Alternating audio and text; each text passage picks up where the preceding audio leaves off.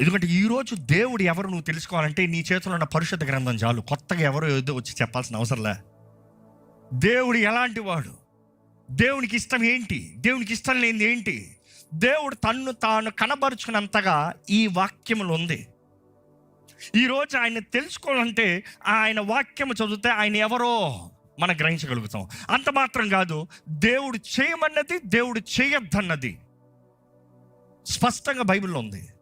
ఈరోజు చాలామందికి అజ్ఞానం, అదే స్టార్టింగ్లో చెప్పా, అజ్ఞానాన్ని మూలంగానే అపవాది దోచుకుంటాం. అజ్ఞానం మూలంగానే మనిషి నాశనం అవుతాం. Ignorant, lack of discernment. నాకు తెలియదు, ఈరోజు దేవుని చిత్తమా, నాకు తెలియదు. చూసి తప్పు తెలిసి చేస్తాం ఒకటి, తెలియక చేస్తాం ఇంకోటి. ఏదైనా కూడా శిక్ష మాత్రం తప్పదు. వన్ వే అనే బోర్డు చూసి ఆ దారిలోకి వెళ్ళినప్పుడు పోలీస్ పట్టుకునేటప్పుడు బోర్డు చూసా వచ్చావేంట్రా అంటే సారీ సార్ అంటాం ఒకటి.